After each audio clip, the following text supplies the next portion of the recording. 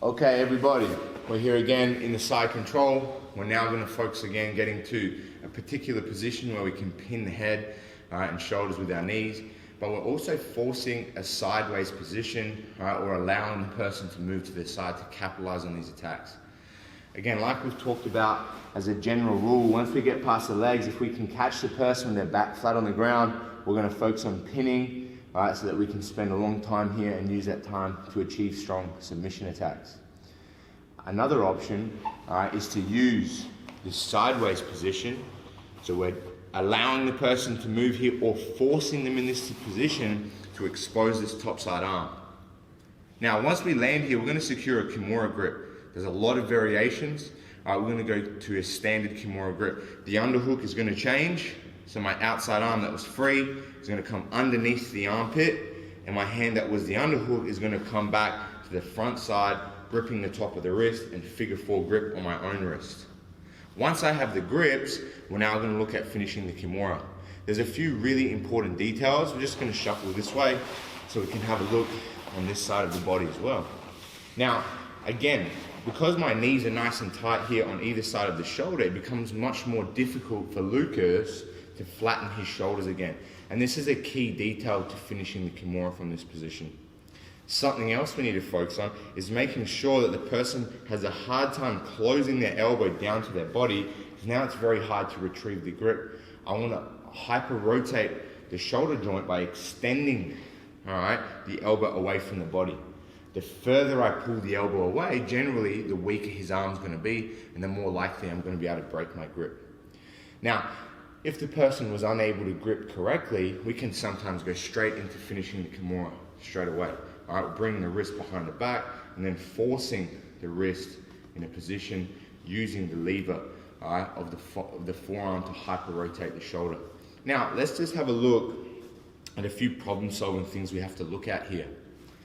Generally, the person will start to defend, and there's a few ways they can grip. Generally, they'll grip on their opposite side collar, or they'll connect their hands together in some way. Depending on the way the person grips their arms is also going to change how we're going to attack in terms of breaking the grip to allow ourselves to finish. The first thing that I suggest you do, aside from lifting the elbow and attaching your chest to the tricep as much as possible, is bringing our leg side, the leg closest to his face side, over the bottom side bicep. This is going to help pin the shoulders, so as we create tension later on, we don't lift his body up off the mat and allow him to keep his grips connected. So what I'm going to work hard to do here is bring my leg on the inside of the bicep, and I'm going to kneel over the top of that arm. Whether he's holding his gi jacket, or his other forearm, this is going to be very helpful to pinning the shoulders down to the mat. Now we're going to go through the process of breaking the grip. Now, if our opponent grips incorrectly with their forearm grip and the attacking arm that I have is on the inside, I don't have to break the grip much at all. I just create strong posture, and even if he has a strong grip, I just force the wrist towards his backside, and because the grips are incorrect, I'm going to be able to finish fairly easily. Now, the issue happens when, our opponent grips to protect this arm from that pulling motion, or he grips on his lapel, on his jacket, so that it's hard again for me to pull that arm to the opposite side. And this is where we have a small problem solving movement. We're first going to extend the arm towards his knuckles to break the grip, and then finish our submission hold. Again, peeling the elbow off of his body, a nice strong deadlifting spine, and then slowly increasing the pressure without dropping our hips back down on the body.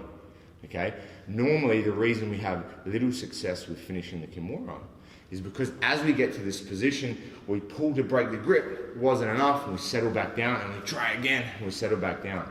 What we're going to do instead is focus with keeping that pressure forward by pushing our hips into the shoulder, keeping that nice straight spine, and then slowly increasing the tension until we break the grip, lining back up with his body, forcing the wrist behind his back, and then twisting the forearm towards the back of his head to finish the shoulder lock. Now again, if he grips on top of his arm, we're going to use exactly the same reaction. Again, if he grips on the wrong side, I don't have much pressure, I can finish straight away. But if he grips the correct way to defend, it now becomes difficult. Pulling towards that arm, towards the back, all right, is a little more tricky.